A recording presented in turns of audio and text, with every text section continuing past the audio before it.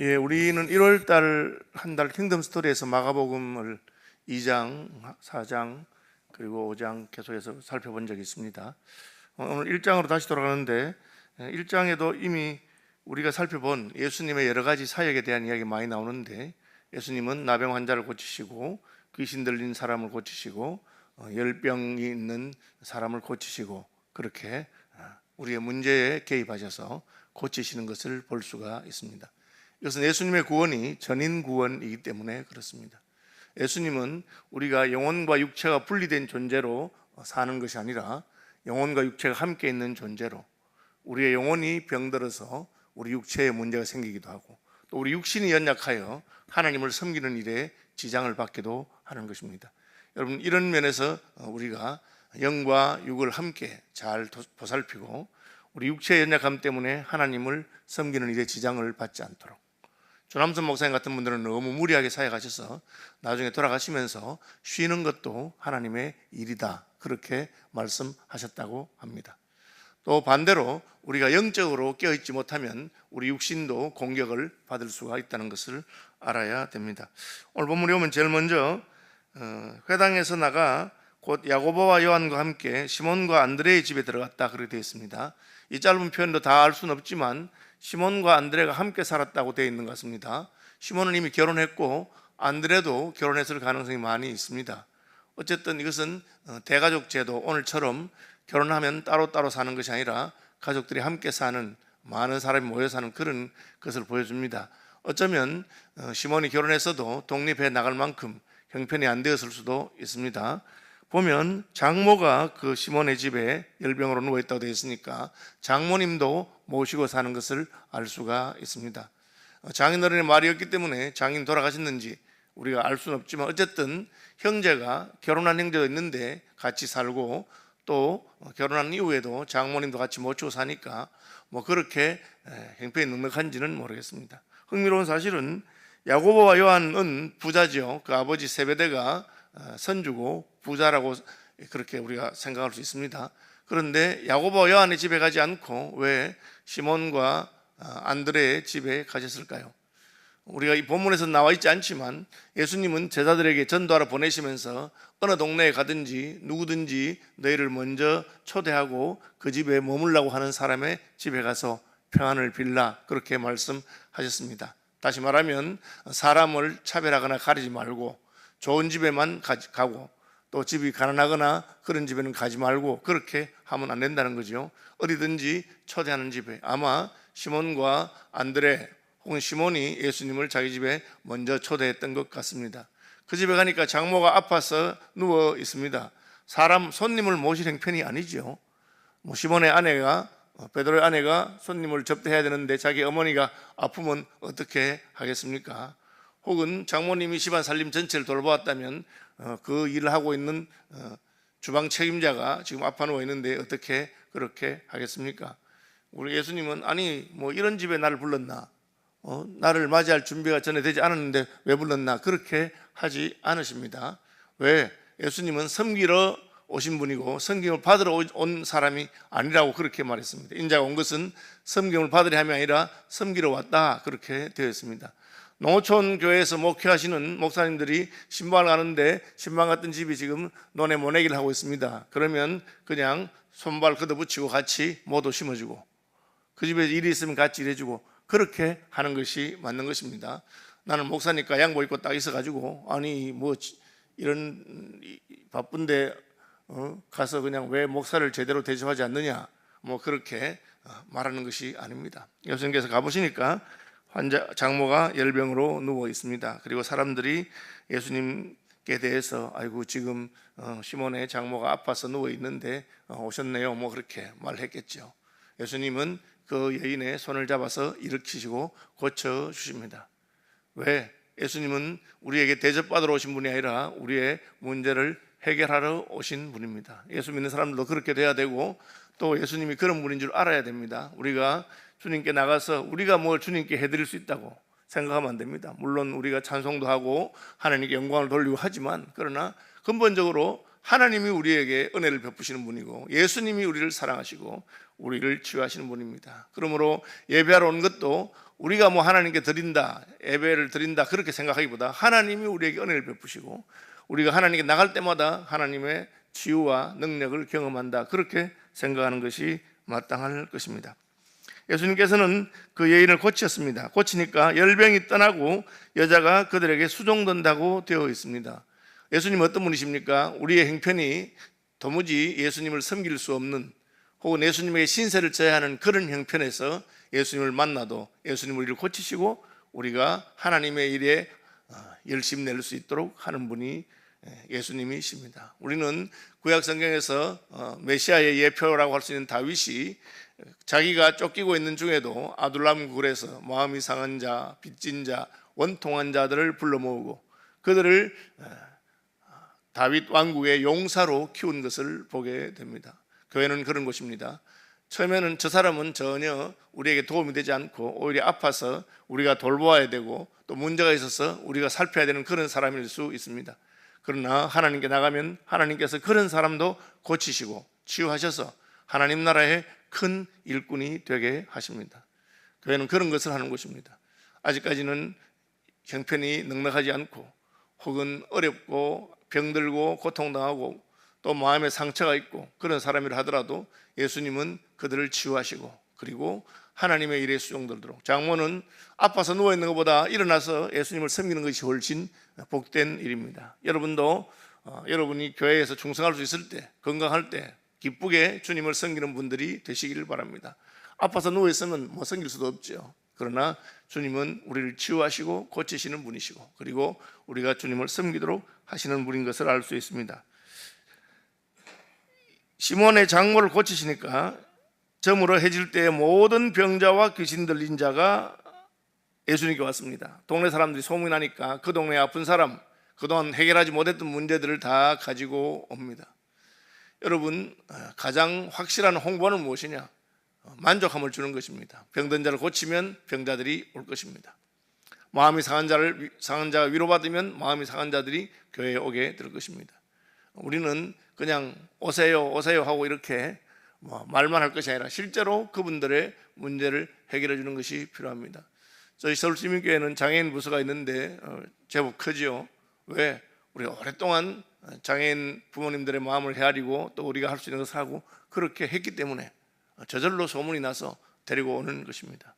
우리가 잘하면, 만약에 주일학교를 했는데 애들을 주일학교 보냈는데 얘들이 달라지고 변화되면 그렇게 됩니다. 저는 이제 학생진흥운동 간사를 좀 했는데 초기에 수양회가 어떻게 그렇게 많은 친구들이 모이게 되었느냐 물으니까 선배들이 그때는 SFC 수양회만 보내놓으면 애가 확 변해가 오기 때문에, 수양회가 떠오면 애가 철이 들고 수양회가 떠오면 애가 자세가 완전히 달라지기 때문에, 그래서 부모들이 우리 애도 수양회 좀 데려가면 좋겠다고 그렇게 말을 했다고 합니다. 어쨌든 예수님께서 시몬의 장모 열병을 고치신 일로 말미암아 모든 병자와 귀신 들린 자를 예수께 데리고 왔습니다. 좀 멀쩡한 사람들은 없나? 지금 예수님의 일을 도와줄 그런 사람들은 없고 병든 사람 또 무슨 귀신 들린 사람만 왔느냐 그렇게 생각할 수 있는데, 예수님은 온 동네가 그분 앞에 모였는데 각종 병이든 많은 사람을 고치시고 많은 귀신을 내쫓으시고, 많다고 했죠. 문제 많은 사람들 다 고쳐주십니다. 많은 사람을, 병든 많은 사람, 많은 귀신 들린 사람을 쫓아내셨습니다. 그것이 예수님께서 하신 일입니다. 흥미로운 것은 귀신이 자기를 알므로 그 말하는 것을 허락하지 아니하셨다. 이게 이제 복음서의 메시아의 언닉이라고 하는 건데, 예수님께서 자기 정체를 아직 드러내시지 않으셨습니다. 왜? 예수님께서 메시아이신 자기의 정체를 드러내면 하나님의 아들이라고 하는 것 때문에 유대인 지도자들과 문제가 생기고 예수님이 십자가에서 달리게 됩니다. 물론 예수님은 십자가에 달리시러 오셨지만 그러나 아직 때가 되지 않았습니다. 예수님께서는 당신이 십자가에 달리시기 전에 백성들에게 하실 일들을 하시고 제자들을 훈련하시고 하실 일이 있습니다. 그래서 하나님의 일을 하면서도 하나님의 스케줄에 맞추는 것이 중요합니다. 우리는 내가 하나님 일을 하기 때문에 그것으로 그냥 기세가 등등해서 내가 무조건 우선순위가 있고 그렇게 해야 된다, 그렇게 착각하면 안 됩니다. 예수님께서는 지금 병자를 고치시고 귀신을 내쫓으시고 하나님 일을 하십니다. 그러나 예수님이 하셔야 될 십자가를 지는 그 일과 관련이 다 있는데 지금 자기의 이름이 너무 많이 퍼지거나 드러나는 것을 원하지 않으십니다. 우리는 뭐 그 하나님 나라 전체의 스케줄에 관계없이 내 이름이 더 나고 싶어하고 열심을 내면서 사람들이 나를 알아주는 것을 그렇게 생각하는 경우가 있습니다. 저도 젊은 시절에는 열심히 거하고 충성은 하지만 그래도 내가 드러내는 것 때문에 이렇게 그런 적도 있었습니다. 그런데 세월이 지나갈수록 참 그것이 창피한 일이고 하나님 앞에서 아직 성숙하지 못한 사람의 태도인 것을 깨닫게 됩니다. 내가 드러나고 안 드러나는 건 아무 상관이 없습니다. 하나님께서 계획하신 대로 하나님의 스케줄에 따라서 내가 그 일을 하는 것이 중요합니다. 어떨 때는 그냥 가만히 있어도 됩니다. 저는 선교사로 가는 분들한테 꼭 그 얘기를 합니다. 제발 좀 가서 설치지 말고 좀 가서 그 나라 말을 배우고 그 사람들과 친해지고 그런 시간을 보내고 때가 되면 하나님이 저절로 우리를 하나님의 당신의 사역으로 이끄시고 또 우리가 십자가를 져야 될 것 같으면 우리를 십자가로 이끄실 것입니다. 예수님께서는 이런 면에 있어서도 귀신이 떠드는 것을 허락하지 않으십니다. 귀신이 떠들면 얼마나 전도에 도움이 되겠나 우리는 그렇게 생각합니다. 그러나 그렇지 않습니다. 하나님께서 하셔야 되는 것입니다. 사람들이 그렇게 많이 와서 늦게까지 고쳤습니다. 피곤하셨을 것입니다. 그런데 제자들은 자고 있는데 그 다음날 새벽 아직도 밝기 전에 개역성경에는 미명에 지금 이 시간입니다. 해가 뜨기 전에 일어나 나가 한적한 곳으로 가서 거기서 기도하셨다. 우리 여기서 예수님이 새벽에 기도하셨다는 것을 알 수가 있습니다. 서양 사람들이 한국 사람들에 대해서 부러워하는 것 중에 하나가 한국 사람 새벽 기도하는 것입니다. 그죠? 그리고 왜 새벽에 기도하느냐? 우리는 예수님이 새벽 미명에 한적한 곳에 가서 기도했기 때문에 했다 그렇게 합니다. 서양 사람도 새벽에 기도 안 하는 건 아닙니다. 그분들은 교회당에 모여서 기도하지 않고 자기 침실에서 혼자 개인적으로 기도합니다. 우리가 큐티라고 하는 거죠. 어쨌든 새벽에 기도합니다. 하루를 시작하기 전에 하나님을 만나는 것이죠. 왜? 잘못하면 우리는 사람들이 나를 이끌어가게 됩니다. 아니면 일이 나를 이끌어가게 됩니다. 그런데 예수님은 하나님이 자신을 이끌어가도록, 여러분 항상 내가 하나님 앞에서 어떻게 지금 위치가 어딘지 내가 어디 가야 되는지 알아야 됩니다. 요즘은 내비게이션이라는 게 있어가지고 우리가 길 찾기가 너무 쉽고 운전하기 쉽습니다. 그런데 이제 요즘은 아주 그런 일이 없는데 옛날에는 이 내비게이션이 한 번씩 문제를 일으켜요. 어떤 문제를 일으키냐면은 지도는 맞는데 그 내 차가 있는 위치를 GPS를 하죠. GPS를 통해서 이게 정확한 자리를 해줘야 되는데 이게 정확한 자리를 이렇게 안 하면은 나는 천호대로의 차가 있는데 능동 34길에 있는 것처럼 하면은 그러면 헷갈리는 거잖아요. 엉뚱하고 된다는 겁니다. 그래서 항상 내 인생 전체를 향한 하나님의 설계, 하나님 나라에 대한 것을 알아야 되지만 또한 내가 지금 어디 있느냐 알아야 됩니다. 그런 게 굉장히 중요한 거예요. 그 타이밍이 아주 하나님은 섬세하십니다. 저는 제 인생에 중요한 일을 할 때마다 그런 것을 많이 느낍니다. 서울시민교회 최한주 목사님 사임하자마자 저는 시민교회 후임이 누가 올까? 혹시 하나님이 나를 부르진 않을까? 그런 생각했습니다. 근데 저는 아무에게도 말하지 않았습니다. 1년 동안 기도하고 있었습니다. 그런데 하나님께서 어느 순간에 딱 되니까 너를 청명할 거다, 뭐 그런 말씀 제가 음성을 들었습니다. 그래서 가만히 있었습니다. 그럼 때가 되니까 하나님께서 모든 것을 준비하시고 이끄시는 것을 우리가 볼 수가 있습니다. 예수님께서는 밤늦게까지 일하셨는데 내일은 또 뭘 해야 될까? 내일도 깨자마자 또 사람들이 와서 고쳐달라고 할 것입니다.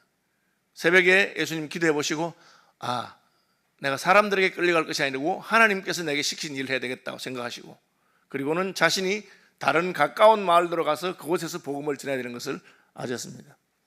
사실 예수님께서 이 땅의 모든 환자들을 다 고치시진 않으셨습니다. 예수님께서는 하나님의 나라의 사역이 우리를 구원하실 뿐 아니라 우리를 치유하시고 귀신을 쫓아내시는 것을 그냥 보여주신 것입니다. 일종의 본을 보이신 것이죠. 그리고 그 예수님의 사역에는 수많은 예수님의 제자들이, 또 그 제자들이 전도하고 양육한 제자들이, 그 교회, 하나님의 교회 전체가 동원되어서 해야 될 사역인 것입니다.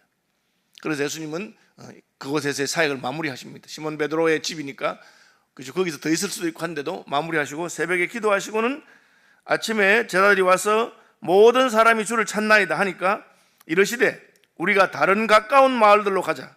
거기서도 전도하리니 내가 이를 위하여 왔노라. 그렇게 말씀하셨습니다. 항상 우리는 추수할 것은 많으나 일꾼이 적은 곳에 가야 됩니다. 교회에도 어떤 부서는 너도 나도 다 하려고 하는 부서가 있습니다. 좋아 보이고 또 하죠. 예를 들면 우리 교회 찬양대는 사람들이 다 좋아하는 것 같아요.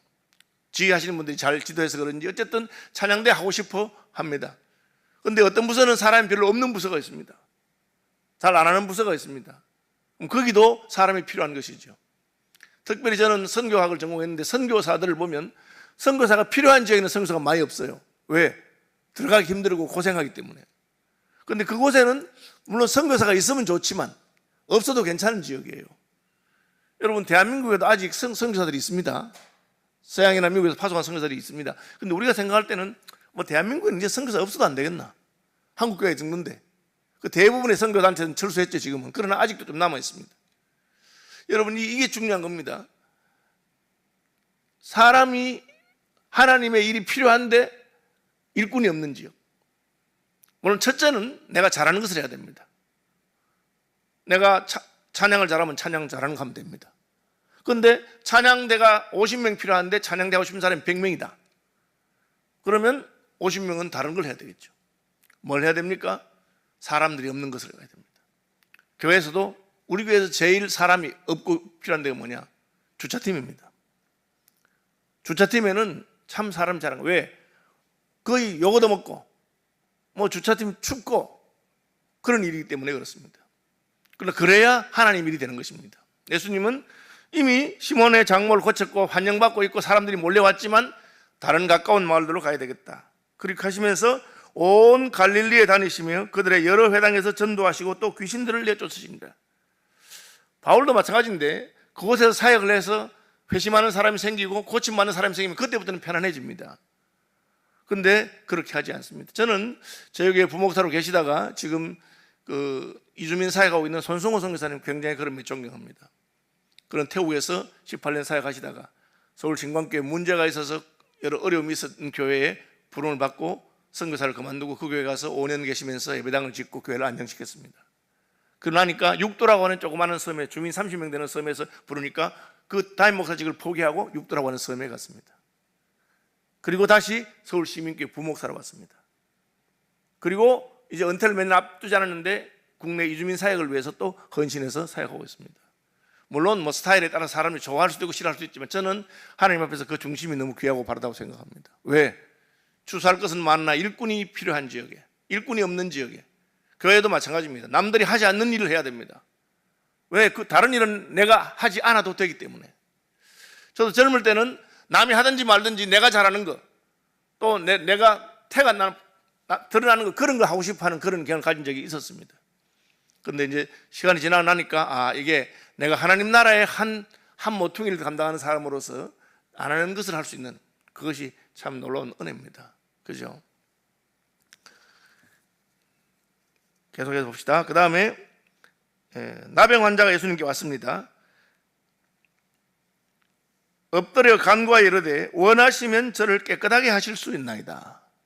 깨끗하게 해주십시오도 아니고 원하시면 저를 깨끗하게 할 수 있나. 이건 뭡니까? 고백입니다. 믿음의 고백입니다. 예수님에 대해서 자기 믿음의 고백을 합니다.